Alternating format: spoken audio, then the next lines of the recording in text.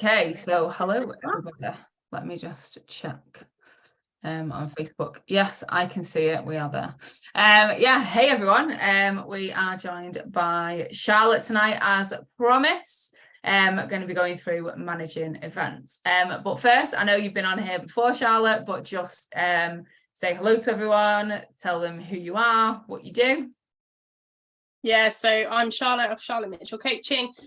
So I am an online coach and mentor. I coach ambitious, busy women as opposed to, I don't see myself as an online transformation coach. These are the kind of ladies I work with. So I'm a certified menopause support coach. So I help a lot of women that are struggling with menopause where they are currently and being able to navigate sort of the menopause sandwich alongside work, home, life, just generally being able to still function as an amazing woman. And yeah, that's basically what I do. So you work with people that have got so much going on the plate and then throw menopause into the mix as well, just for fun. Yeah, it's an amazing. It basically I call it like a perimenopause sandwich. So they've got all the normal stuff that's going on, and then suddenly they're like sandwiched with all of these other things that are coming on in their life as well. All of the symptoms that they just can't quite string together, like where it's come from or what's happened, until one day they wake up and are like, I'm not happy, I don't know what's wrong, I don't feel like me anymore, I feel like a two-dimensional flat person, like I'm just a passenger going through my life. And you know, it's something it's important for us to think about, because we're all going to go through it. There is no hiding from it. So yeah, so that's those are the busy women.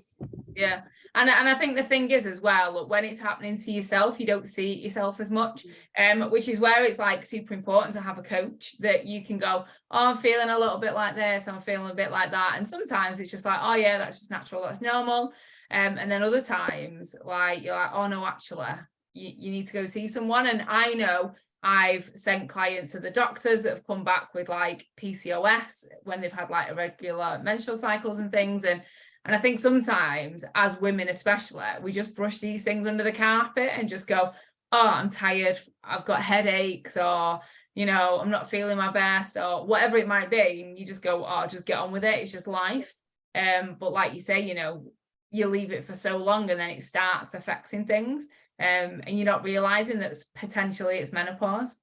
Yeah, and 1 in 10 women now are leaving work due to symptoms, which, you know, a lot of women, and we've worked very hard for where we are and where we are now within our own careers respectively, and a lot of women are working incredibly hard for a job they love, and they're leaving it and they've lost the vibrancy in their life. And it's just being able to navigate that with somebody to help you to just basically feel supported and be able to talk about all the things that you don't feel necessarily comfortable talking about with your friends, because perhaps they're not in the same position. I spoke to one lady and she's in early perimenopause. She's like, her friends don't want to know because they're like, but we're not there yet, don't talk about that, that's an old lady problem. And it's just not. And so a lot of women feel very, very alone, and very unsupported in work. So having someone that you can actually speak to, and I'm like an open book, we talk about everything, and whatever they're sort of struggling with. So having that support is huge, because even just something like that brings back a lot of confidence to you as a person. Oh, 100%. And just having someone to soundboard to. I know I do that a lot with my clients as well, but I went on a business day on Saturday and it was great to be in a room with like other coaches, and I was speaking to a couple of the women after the event, and like we were just like talking through our coaching, what we do, like how we coach, clients that we've had, issues that we've had like personally with coaching. And I think this is a very lonely job, because it's me in my room with the dog out there, you know, and we don't have anyone to talk to. And like we've both got coaches, and it's like coaches need coaches as well, because we need someone to talk to, someone that kind of understands, because I speak to my best friend about coaching and she doesn't quite get it. Like, no disrespect to her, but she isn't in the industry. She doesn't know it. You know, she doesn't know what you need to do, like on Instagram or whatever it might be. And just having someone that understands you and your situation just massively helps. And like you say, sometimes it's just someone to say, this is how I'm feeling. What do I want to do? 9 times out of 10, they probably know the answer themselves, but they just need some validation from somebody else. And like you say, not all your friends are going through the same things. Like, if I said to my best friend, oh, I only got like 5 likes on an Instagram post, she'd be like, so, you know, but then that's my business. That's how I create my content to get clients to, you know, push my business forward. So she doesn't understand that. Whereas if I spoke to you or a fellow coach, they'd be like, all right, well, why don't you change this and do that? And you'd understand it more rather than just from like you say, someone that's not in that space at the minute. Yeah, definitely. And it's just, you just don't want to feel alone with anything. And especially sometimes when you're brushed off by not just family members, but medical professionals as well. There's nothing worse than feeling alone in anything, let alone sort of when you've sort of going through a barrage of symptoms as well. So that's, you know, it's really, really hard. And I've obviously heard some real horror stories that are, you know, it's heartbreaking to listen to, but then it's what we do to make sure that you're there for that person and to be the person that will be there without judgment, without, and it's the same with any kind of coaching. We're there without agenda, without judgment. We're just there to like help you and support you to get to wherever it is that you're trying to get to, whatever your North Star is that you want to navigate towards. So it's very rewarding, but obviously there's a lot you have to take on at the same time from everybody. Yeah. And kind of segue into what we talk about today, which is like managing events and eating out and things like that. And again, you know, not everyone around you is going to support you. And that's where you do need the support of a coach, because you might go, right, I'm going to go for a meal out. I'm going to have this meal. I'm only going to have a couple of drinks. And then there's that social pressure and that anxiety of like, what's someone going to say to me? Like, are they going to ask me why I'm not drinking? You know, what options do I choose on the menu? What is best for me and my goals? And, you know, it might seem like something simple, but again, you know, that support with what you're choosing, why you're choosing it. Like, I'll give my clients like a couple of scenarios that they can kind of go and pick from. And then also, you know, if someone says something, why don't you say this? I remember years ago, my clients were like, oh, my friends and family are going, oh, why are you eating a biscuit? You know, aren't you dieting and stuff like that? And I said to her, I said, oh, just tell her that your coach has told you you're on a biscuit diet. I said, you know, and she went on to lose like 20 odd pounds in her journey with me. I posted a transformation actually recently, Madia, and I was like, yeah, you know, just say you're on the biscuit diet. Just say this is what your coach is giving you on your meal plan. You know, and it's just like trying to like navigate around those things. And obviously people are going to comment on what you're eating, but they're not going to remember in like a week's time what you did or what you said.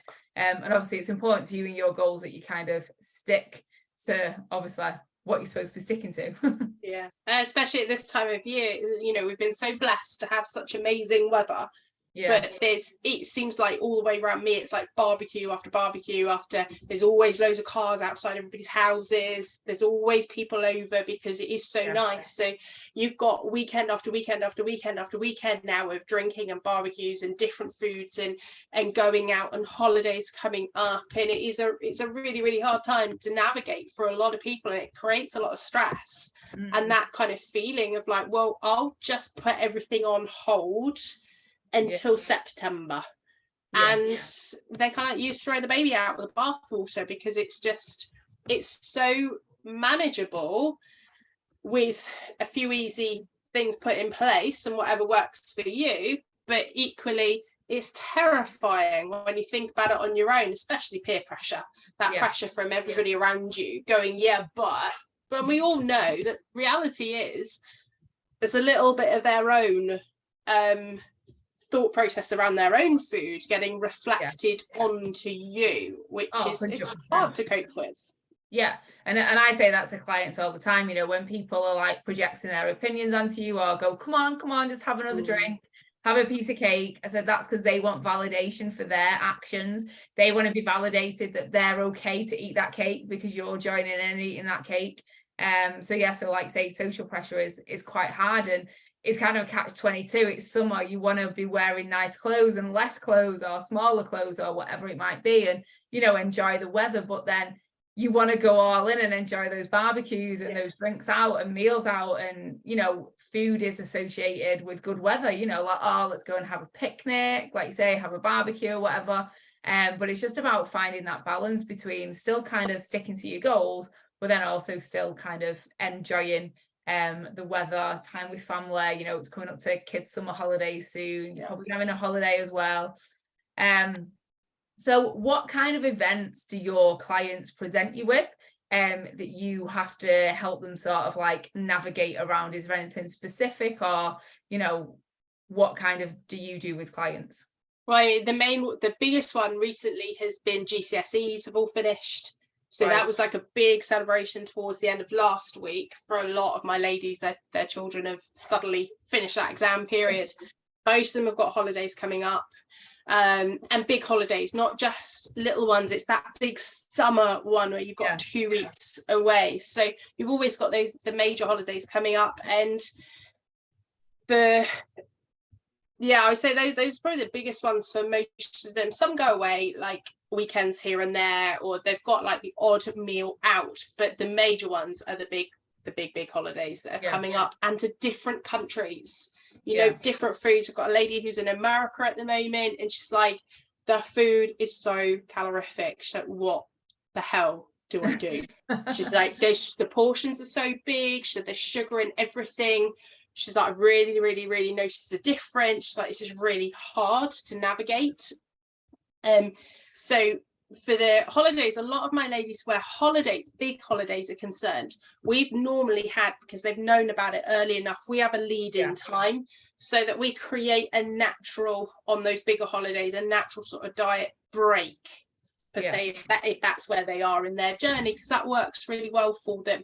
But it's the ones that just suddenly come up. So like one of the ladies had the GCSEs finished, and she's like, I found it really hard to do that meal. So we had a celebratory meal, and I was like, go out and celebrate it. And she got very emotionally torn between the food and wanting the food, and then not wanting to come off plan and everything. So we sort of had to sort of navigate the fact that actually, where the celebration, where that was concerned, was more important than the food. And sometimes you have to dig a bit deeper as well as to her like reactions towards food and treats, and how she deals with that as a reward. But it's like, at the end of the day, for those meals out, you are an adult and you've got a choice at the end of it, but you got to own that choice, the choice that you made. So if you want to stay on plan, you stay on plan. If you want to moderate down the middle and have water in between every drink, have slimline tonic, have either a starter or a pudding, but don't like do all of them. If you want to do the moderation down the middle, that's fine. And if you want to have a massive full out celebration, it's fine. It's not what happens there. What happens the next day, as to whether we allow that to just kind of roll into one after the other and that sort of the effort big button gets pushed, going like, well, I messed up this much, shall I just keep going? Those ones I think are the hardest ones, the impromptu-ish ones to navigate. But like you said, it's about owning your decisions, and again, I spoke about that before. Like, it doesn't matter what decision you make, you just got to own it and accept it, and then accept the consequences. Like, if you're gonna go all in, like you say, have 3 courses, loads of drinks, you've got to accept that you've probably undone a week's worth of dieting, and then it's going to take you a week longer to achieve your goals. That's a consequence, but you've enjoyed yourself. So as long as you are happy with what that results in, then that is fine. Like, I don't care if it takes 6 weeks, 6 months, 6 years to get to where you want to get to, as long as you accept the action that you've taken. And I think it's more when people regret the action, and it is very hard in the moment to go, oh, should I have this, should I not, because it's there in front of you. And I think people don't pause and step back. You know, I'm guilty of that as well. You know, I had a full English in the hotel on Sunday morning, and I really wanted 2 hash browns, and I stuck myself to 1. And I know that sounds silly, but like, even when I was eating my breakfast, I was like, I really want to go back for a second one. And I was like, I just can't, because I kind of made that decision and went, I'm not going to have any bread. I'm going to have like a protein rich breakfast, but I really want a hash brown, and I'll have one. But again, it's about owning that decision and trying to stick to it the best you can. Yeah. It's hard though, right? Because like you said, it's right in front of you. And when things are in front of you, that delayed gratification is so much harder, and to be able to sort of go with the decision you've made. So we'll always do things like a little bit like saving calories throughout the day, and you either have an off-plan meal, and we know that meal is going to be off-plan, but then okay, so during the day you've been completely where you need to be, maybe you've pushed on breakfast, sorry, so you've had basically a bigger lunch rather than a breakfast and a lunch, you know, all those little things that you can do. But the most of the time it's that psychological effect more than the food effect, and there's nothing worse than food regret afterwards. And you know, you've had an amazing time, so you could have had an amazing weekend away, caved and had 2 hash browns that turned into 4 and at the time loved and enjoyed it, and then be sat there going, oh, that's detracted from my weekend. I don't feel like I did as well, maybe that was a failure, and then it pulls away from the experience that you had. So once that decision is made, it's made. You've got to own your shit. Own it, and then just move on. Definitely. And like you say, I could have easily got up. It's a buffet, no one was like there manning it or anything. It was like, help yourself. And I could have so easily got a second, but when I'd finished my breakfast, like the last few bits I was eating, I was like, I'm actually genuinely full. Like, so even if I'd have had another one, I wouldn't have been able to fit it in. Do I still wish I'd had that second one? Yes, because I enjoyed the taste, but I would, like say, I would have been a little bit too full, might have had a bit more of regret with it.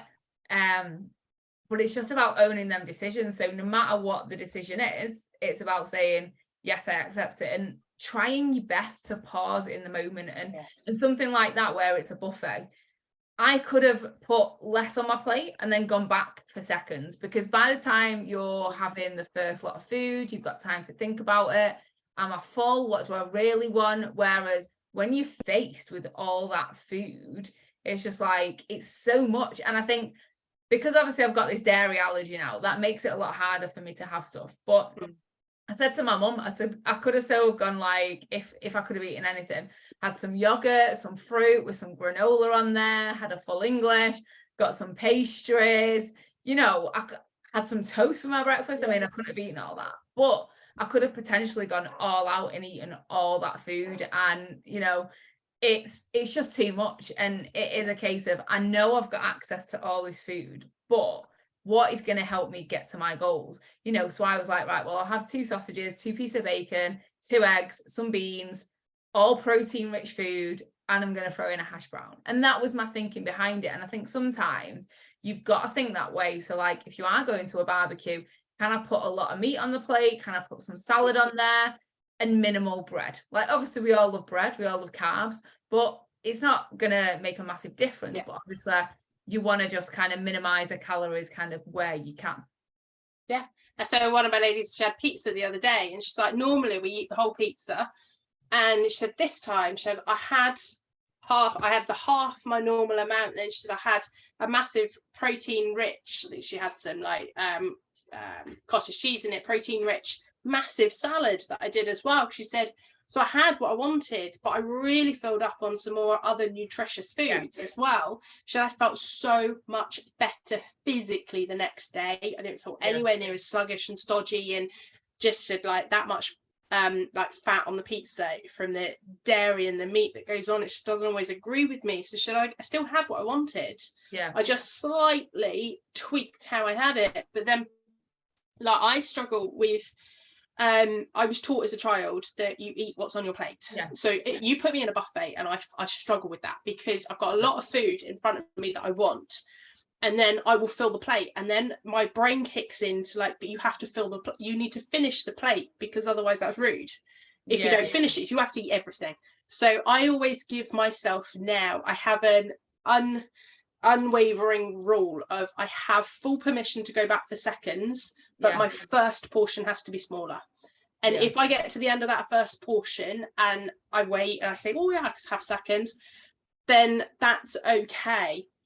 But probably 8 times out of 10, I don't want the seconds. Yeah, I don't need it. It's just your eyes are too big for your belly, and it's just that greed. And like I say, when you're faced with all that food, it's just like oh yeah, great, I can eat all this food, and it's like, yes, but you've got to kind of pick and choose again what your goal is and what the outcome is, and how you're going to feel. And if I'd eaten any more food than I did, I'd have felt stuffed, like felt a bit sick. I had an hour's car journey to do after that, and it's like I wouldn't have felt great.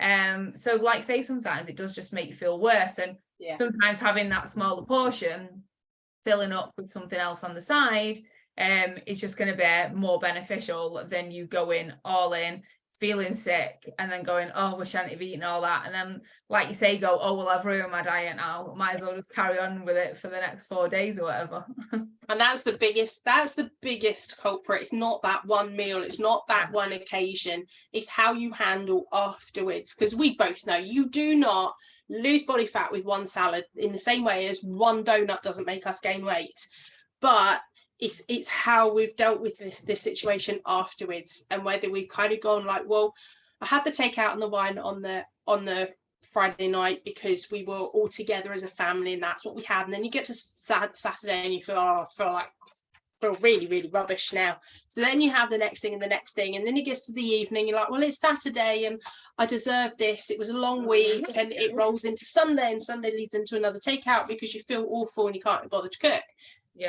And that one meal from Friday was probably all you really wanted. But we've allowed it to roll over and over and over. And it's just knowing that if you've got somewhere you want to get to, you do the social occasion, navigate it the way that feels right for you and aligned for you. And then, whether we know you've reduced your calories over the week or the day, or you've done a little bit extra steps, or whatever it is, however you want to navigate it, and then you move on. You go straight back into normal routine again. And if you know you're going to be heavy on drinks, get some food in your fridge that is prepped straight away, that is easy grabbable, because otherwise you're going to go for the fattiest option you can, because your body's craving it heavily. And it's that like switching your brain mentality, and I said this on a previous live the other week, and it's like, if I go away anywhere, the second I walk back through my front door, back to normality. And I did a video in the Facebook group for my clients yesterday about emergency meals, because I go out on about them all the time, and I was like, look, I've come back, I've got 0 in my fridge, 0. I had egg whites and ham, that was it. So I was like, right, okay, so I'm going to go in my freezer, here's my emergency ready meal. And then I had some corn mince, some veg, jar in the freezer, jar of tomato sauce, some soya bean spaghetti in the cupboard, threw all that together. I had one yesterday, I've got one today. Easy meal, high protein, vegetables in there, good for me, and it was quite quick to do as well, just throw everything in the hob, done, no messing about. So I had the ready meal for my lunch and then that for the evening. And it is that mentality. And I say to everyone, it's not easy to do that. I got my shopping today and I've got 4 more ready meals that are in the fridge, just Asda's low calorie options that were like 4 for £6. You don't have to spend a fortune, it's low calorie, probably not high volume, but you can always add like extra veg or extra salad or extra bit of protein or whatever. But it's that having that base there, so like you say, you're not going for that takeaway, you're not continuing the crap eating for days and days and days, and it is having that cut-off point. But mentally that can be quite hard, and again, that's where coaching can kind of come in, because you can like obviously share that with us, and we can kind of give you the best way around coping strategy or whatever, depending what the situation is. And that was it's a really good tip as well, sort of the emergency meals. And also, like, if you're going to be away, plan that food shop and get it delivered for like almost as soon as you get back. So that it's every single time. So it's in. I said that to one of my ladies, and she was like, oh, I need to get back, I need to go food shopping. I was like, you got a computer, you're away, get your food ordered and delivered now. And she's like, I never she was like, that did not even cross her mind. I did that when I went to Jamaica. I was in Jamaica on my phone by the pool, ordered my Asda shop for the day I got back. Or the day after. Like, because if you don't plan in advance, you are going to fail. You're setting yourself up for fail. And it is about that planning in advance. And, you know, I've done that for ages. And like I said, it's that mentality of walking back through the front door after an event or whatever. You know, I only went away for one day, but still it's like, right, okay, back to normal. You know, it's just like the way that you've got to think of it. Yeah, exactly. But it's hard, and sometimes it does just take that outside person to say, have you thought about this? For you to kind of go like, why didn't I even think about that? Like, how is that not a thing in my head to have thought about? So yeah. It's, well, like managing events and that is so important that I have it as a check-in question, like what events have you got going on in the next few weeks? And I'm guessing you do as well. Because it's important. Like, of course there's going to be things that throw up last minute, but then you also want to know if we've got something going on in advance, so then we can help you plan around that. And again, you know, there's no right or wrong answer. You can go all in, like no holds barred, or you can go, right, okay, I want to plan, give me some answers to how we can kind of navigate this. And how do you manage events? Is there times where you plan in advance and you go, right, okay, I'm going to stick to certain rules for a meal or for a holiday? Or is there some days that you just go, I don't care what I'm eating, I'm going out? Do you know, I live in maintenance now. I live in maintenance without tracking calories. So I've been at maintenance weight as well. I've maintained the same weight for like a year. And so, but you, like me, we've calorie tracked a lot before. But I have to say that the other day I did get the scales out, because I was like, I'm sure my breakfast is getting bigger. I'm sure I'm putting more in this bowl. I was like, let's just check how much you're putting in. So I had like a little check, and I was like, yeah, you are putting more and more in. So just that it brought my eye back in line, because I have the same breakfast every day. But yeah, so when I go out, I tend to think, well, I'm going to have what I want to have. But equally, sometimes I purposely will push that high protein breakfast like later in the day. But as I said, often now I just go straight back to what I would call like normal eating again the next day. When we're on holidays, my holidays are generally quite active, so we do a lot, we walk a lot, we go a lot of places, and I will always sort of mentally go, right, you need to go out, we need to go and do stuff, because I'm quite like a physically need to go and do stuff kind of person. So I've come back at times from holiday having lost like 5 pounds, because I'm not actively thinking, but we're like way more active than normal, and like all day long active and walking. So that does sometimes happen in my world. But I don't drink a huge amount of alcohol these days anymore either. So if I did, that would be where I would get unstuck.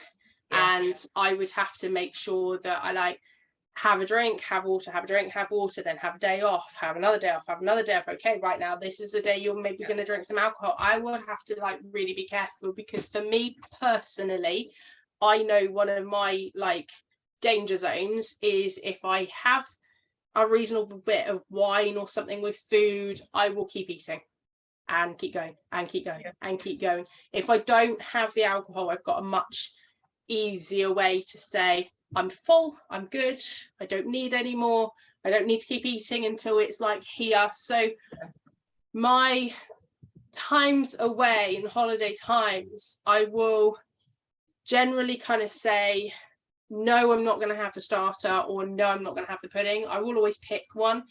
I have to be gluten-free, so quite often when we go out, there won't always be a gluten-free option, and if there is, it's one I don't want.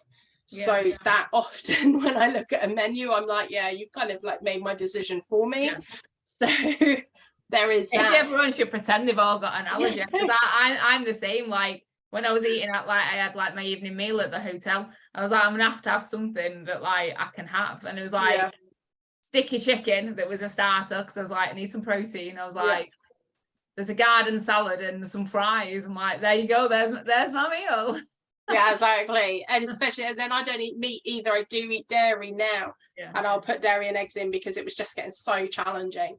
But yeah, sometimes I just have to go with what I can have. But I will always make that option, because me personally, if I go starter, main, and then some kind of like sweet afterwards, I am stuffed. Yeah.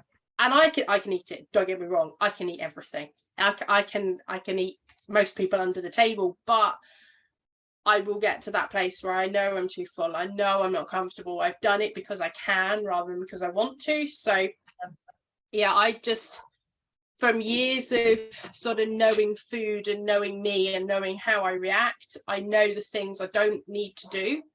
Yeah. And that it's kind of getting to that place, but you've got to go through the process to get to that place. So you've got to have gone through, like, okay, well, this is calories, this is protein, this is fats, and all of this. And if I drink the alcohol, I'm gonna do this. So Yeah. what are my personal red flags? If I do this, then this is going to happen.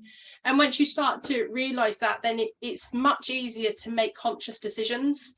Yeah. And be aware of what you're doing. So yeah, and having calories on menus these days is pretty decent, because that I do actively look at some things and I'm like, I ain't having the pizza that's 2,000 calories, thanks.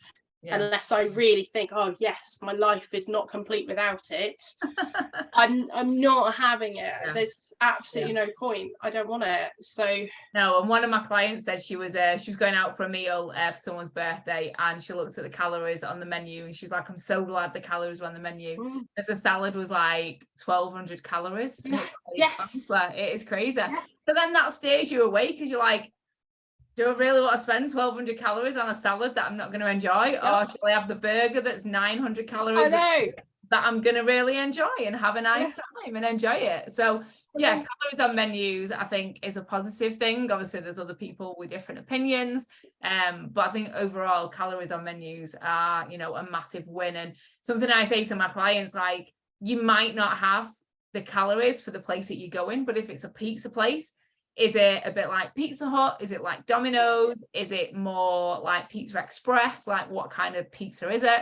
And there's going to be something within a ballpark figure range. It's not going to be exact. If you're having like something that's similar to like TGI Fridays, they've got the menu on there. If you're having fried chicken, look at KFC. It doesn't have to be absolutely exact, but if you've got a ballpark figure, it just gives you an idea of the impact of that day is going to have on you. And one of my new clients, in her first week, she's like, oh, I'm going out on Saturday. I was like, yeah, great. Gave her a few examples and stuff. And she actually tracked everything she had, and she had like 3,800 calories. And I was like, amazing that you've tracked. Not that I would have expected you to. But like you say, it's just crazy. Like, when you add alcohol, a meal out, plus a couple of meals at home potentially, like, those calories add up fast. They really do. Oh yeah. Yeah, and it's interesting with the salad one as well, because I think we did that. I think we were in like ZZ's or something, so proper like pizza place, and I was like, oh, I normally have this, or I have had this like nutty, grainy, healthy like salad thing. I was like 700 calories more than the pizza. It's like, I'm gonna have the pizza. Thanks. I mean, if you never got any veg in your diet, then going out and having a salad is a great idea. But like you say, like, weight loss is about calories overall. If you're going for health, great. But if it's 700 calories different for a pizza, how often are you going to go out and have that pizza? If it's exactly go in there, then that's a bit different. But if it's a one-off thing, like, am I going to go back to Novotel in Leeds and have their full English breakfast for a while? No. Or any hotel? No, I'm not. So it's about making that decision in the moment. Like, are you going to come here again? Is it a one-time thing? Is it something that you're never going to have again? And then if you've got calories on menus, then use that, or look at something that's similar to kind of get a ballpark figure. And again, like I said, I don't expect people to track on a night out or a day out or whatever, but calorie awareness, so you said, me and you can do maintenance. Like, since I've been to Queenfields, I've not been tracking anything, and kind of sticking at maintenance, because I know if I've eaten 6 biscuits in a day, that's not good for me. You know, it's going to add calories if I've had extra chocolate. I know having a few drinks on Saturday night and different food on Saturday, because I had access to the dairy-free buffet options where we were, and that was it. Like, I had one option, there was nothing else. And the same, like, you know, on the Sunday morning, I wanted the fry up, so that's what I had. But me and you have tracked for so long that we are calorie conscious. If you asked me to add that breakfast up, I could do it. You know, I would know how much the sausage was, the bacon, the beans, because we've done it time and time again. So the art of calorie counting and looking at calories on menus is more for awareness than it is to actually track it. So then I know that Domino's pizza is about 2,000 calories, like for a medium with barely any toppings. So it's about that awareness. And then if you throw like a tub of Ben and Jerry's in there, you know, you've got another 1,000 calories on top of that. So just from a pizza and some ice cream, we got 3,000 calories. And, you know, I'm not going to, if I ever had that, you know, track it in MyFitnessPal. I'm not, but I'm aware of it. So I'm aware of what consequence me eating 3,000 calories on top of my breakfast and my lunch, which I would have had beforehand, then maybe some chocolate afterwards, is going to have on my weight, if I was on a weight loss journey. Yeah, exactly. And I do this with my ladies. I call it calorie awareness. When we start tracking, I'm like, right, this is calorie awareness, because one, your food labels are 20% inaccurate. Two, you're going to forget to track half your stuff. You are going to have to go into your bin and fish out the stuff that you've forgotten to look at. And we know that we can be anything up to like 40% wrong. So everything is about creating awareness around what you're having, so that you're becoming more conscious, because we're all very good at, I will go to the fridge and I'll open the fridge. If I'm hungry, I start rummaging to the fridge. So then, and I mindless eat.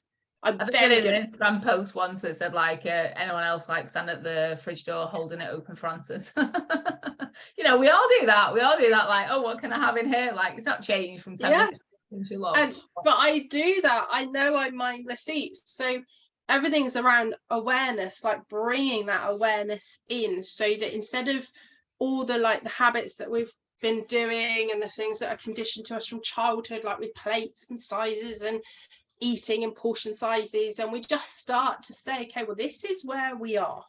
This is where we are within life. We're now aware.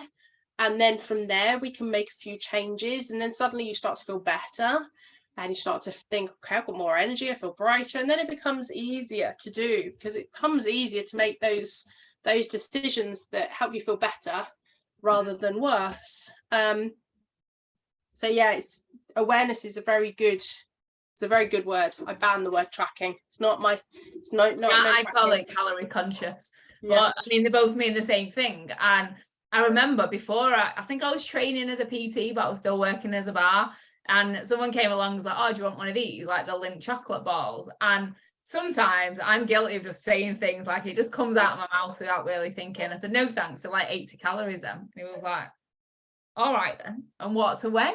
And it just came out, and I'll always remember that. And it's like, I know that, yes, the Lindt chocolate ball is delicious, especially the white chocolate ones. Yeah. At the time, that was like the lowest weight I was getting to. I was retraining as a PT. I'd probably been tracking for about 1.5 years at most, but I knew what that chocolate was. And the reason I knew that is because I had it and I incorporated it in. So then when someone offered me one, I was like, is it worth adding 80 calories into MyFitnessPal for the day when I'm already on fairly low calories, and I'm struggling because I'm at work and I don't have access to food that I want to have and stuff, and I've got to be a bit restricted.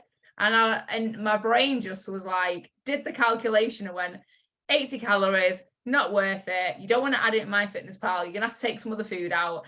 And then what came out of my mouth was, no thanks to 80 calories, you know. But I did it that fast that it just came out. But again, you know, I've always had that calorie conscious awareness from tracking after 1.5 years. And obviously now, 5-6 years down the line, I still understand what calories are in foods. And my mum does it sometimes. She'll be like, oh, how many calories have we had today? And I'm like, well, we had this and this and this. So roughly around this, you know. So I don't do that when I'm not tracking. Like these last few weeks, I've not been going, oh, well, this is this many calories.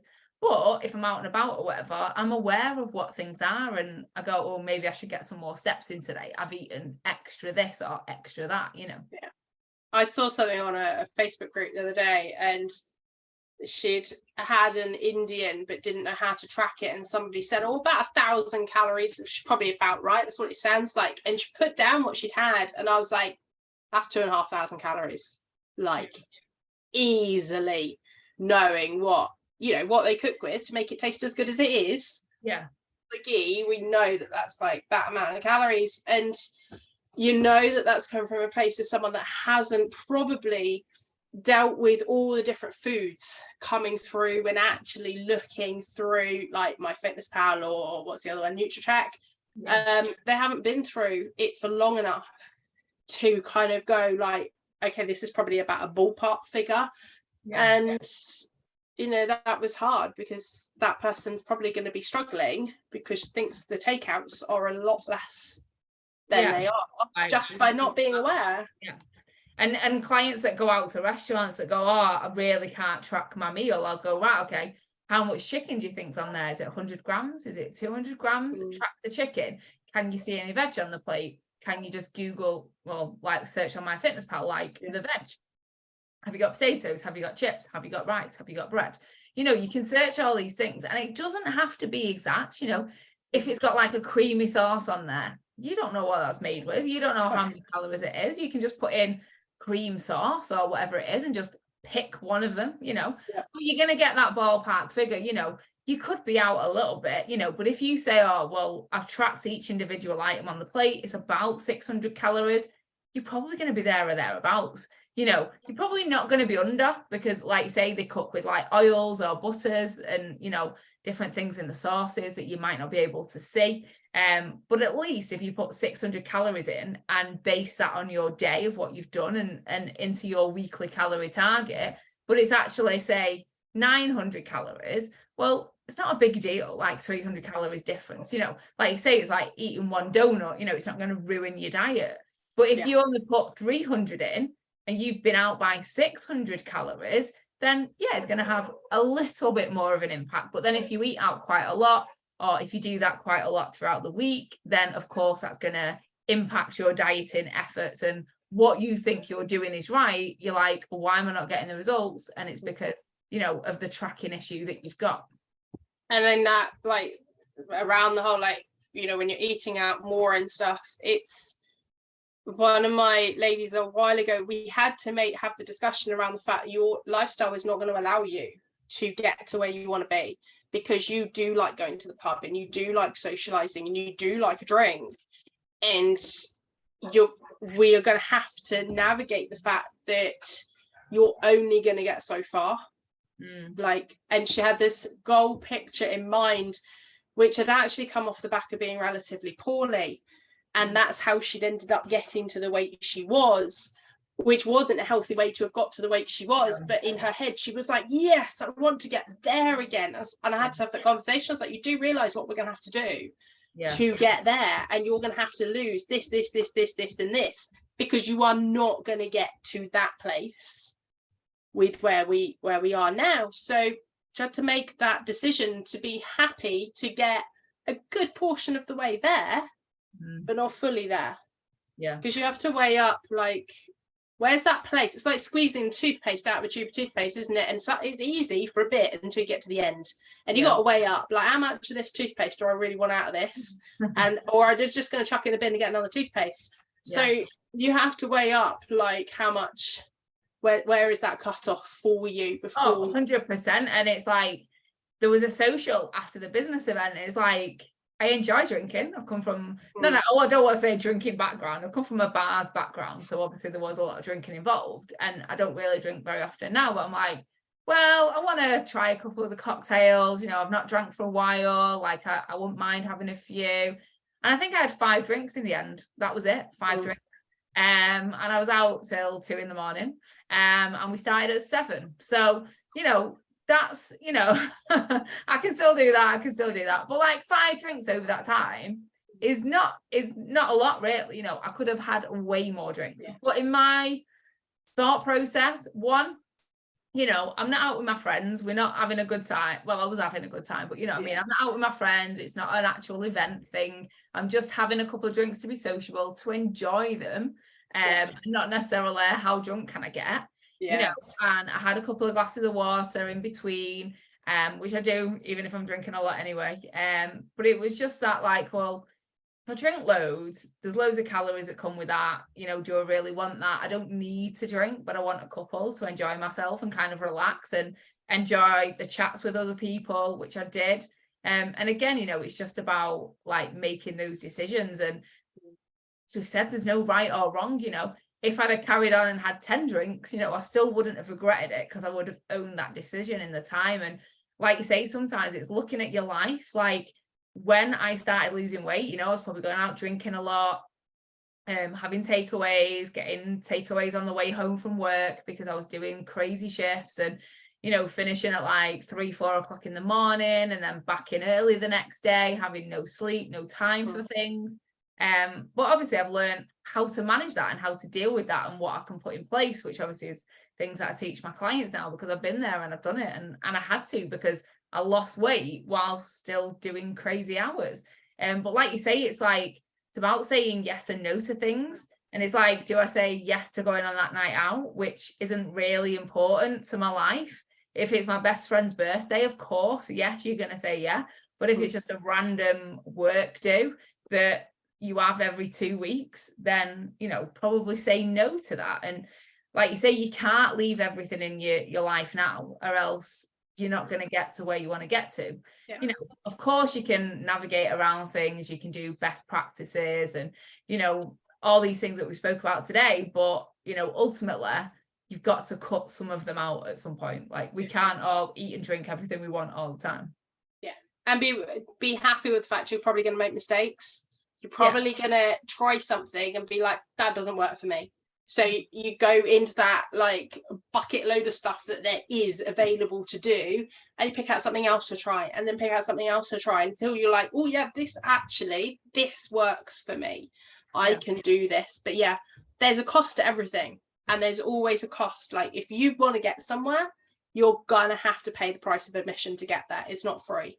So, and this is what we all forget, because we just want to get there, wherever there is. And it's, you have to pay the cost, otherwise there's not worth it, like, at all, to any of us. So but just be happy to know that there is the cost of admission, but equally you're probably going to mess up, you're going to make mistakes, you're going to find ways you don't like doing things, you're going to find ways you do like doing things, and it's just a learning process along the way. And being supported is way easier than not being supported.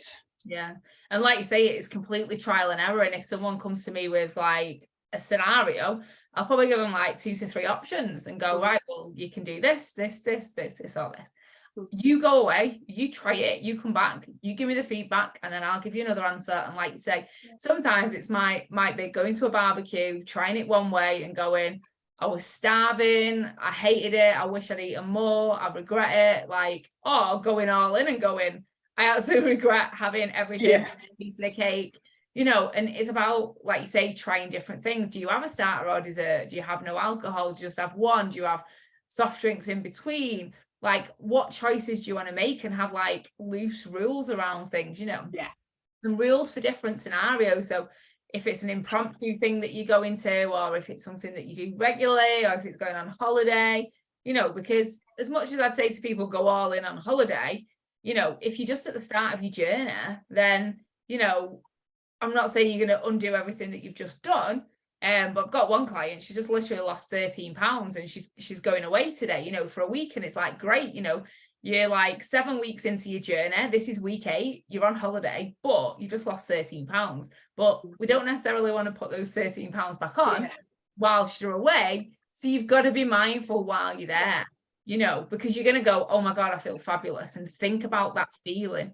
And then whilst you're away, go, right, I want to keep this feeling of feeling fabulous, feeling happy in my clothes. You know, and like you say, there's got to be some kind of sacrifice to get to where you want to get to. Because if there wasn't, everyone would be dieting, everyone would be exactly where they wanted to be, you know, and people aren't where they want them to be because they don't want to sacrifice. And 9 times out of 10, a lot of people that don't sign up for coaching or don't want to take that step is because they feel that me and you and coaches like us are going to turn around and go, oh, you can't eat any of your favorite foods, you can't drink anymore, you got to eat chicken, broccoli and rice and eat salad. And it's like, that's not reality, like, because you can't stick to that. So we'd never get results with people if that's what we did.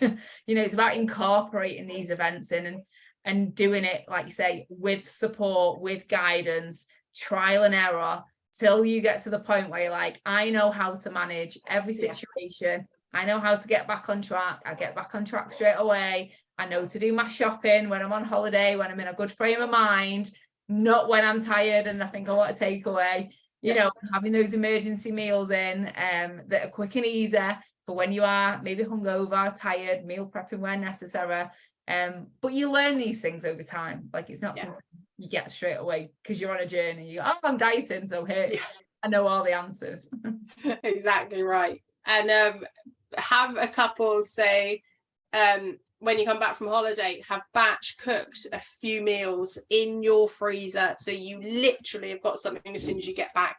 Make this stuff easy as possible for you, because the easiest option is the one you're going to say yes to, and you don't want to make the easy option the one that puts you back. And we all know, again, like with decision fatigue, it's like, again, make your decisions the easiest one. If you're coming back from holiday and you are jet lagged and you are incredibly tired and you're trying to like just chase yourself back into a time zone, and you potentially got kids going back to school and you're trying to sort out school uniforms, do the school uniforms before you go away.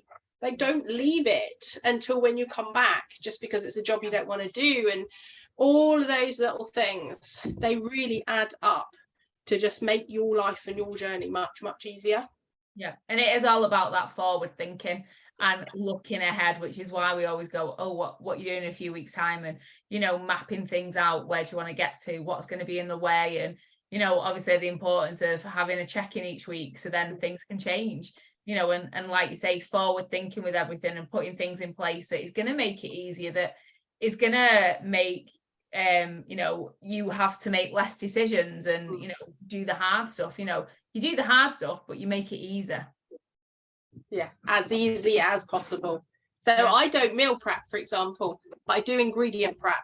So I've always... I heard you say that the other week. I'm going to steal that, because that is exactly what I do. Like, I ingredient prep. Yeah, and because if you together.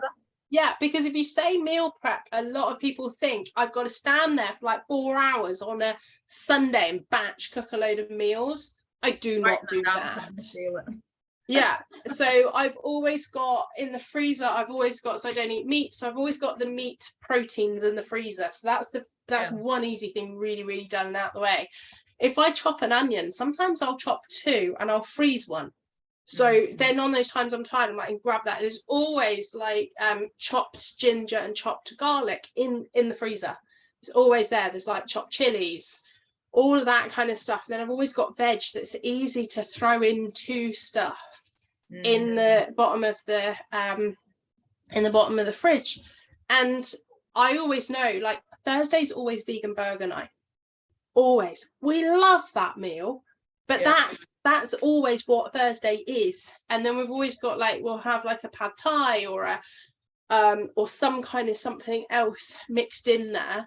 But yeah, ingredient prepping, I think, however that looks for you, is way easier. If you told me to meal prep, I'm not going to meal prep because I do not want to stand there and do that. But I'll always cook double. So if I cook like if I cook a spaghetti bolognese, I will always cook too much, always, if I'm going to cook that meal.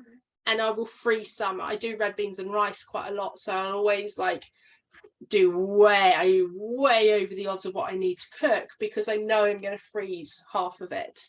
And then when I do my breakfast, I always do 3. So this morning, like, I was like, right, doing my omelette, like my eggs, right, do an extra 3. So I've got days plus 3. Open a tin of beans, that does 4 meals. So 1 today, the next 3 days. My chicken sausages are in the freezer.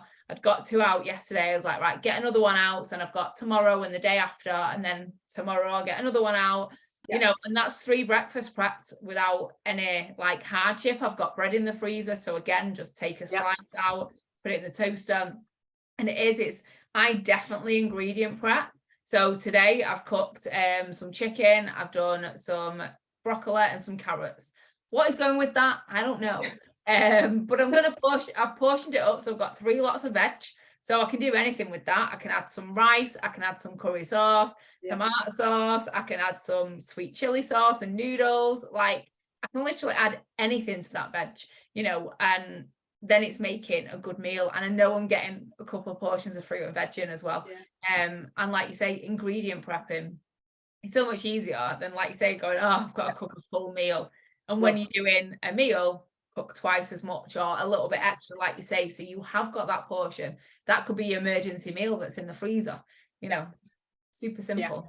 When I was coaching, I used to coach like 6.5 days a week, and coaching into the evenings, it was ridiculous. I had like a Sunday afternoon off.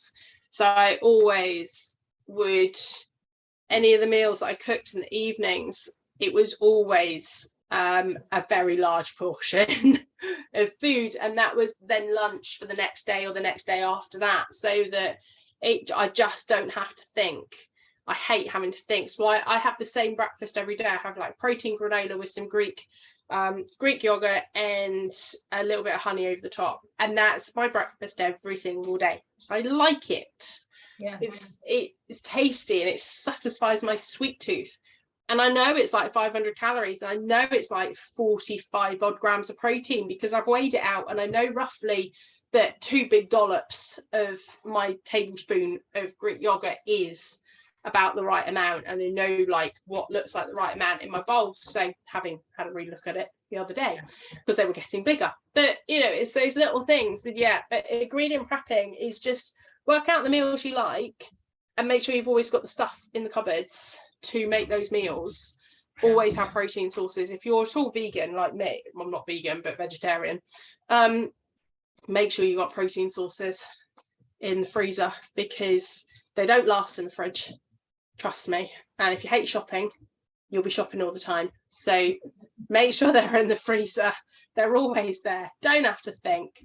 It's so much easier. So much easier. Well, this has been a fabulous talk. We've been going for nearly an hour. Honestly, we could just talk all day. So hopefully, for everyone watching this, it has been useful. There's been so much information in here. So if you've got any questions, feel free to send either of us a message. Charlotte, let everyone know where they can find you. I am Charlotte Mitchell Coaching on Instagram and Facebook and LinkedIn. It's all the same. Makes life easy. Yeah, same. Like, I mean, I would say my name's unique, but I think there is other Victoria Bose out there. But yeah, I think I've managed to nab it on every single social media platform just to make it easier. So amazing. So if anyone's got any questions, give us a shout, and I'll speak to you all soon. Yay.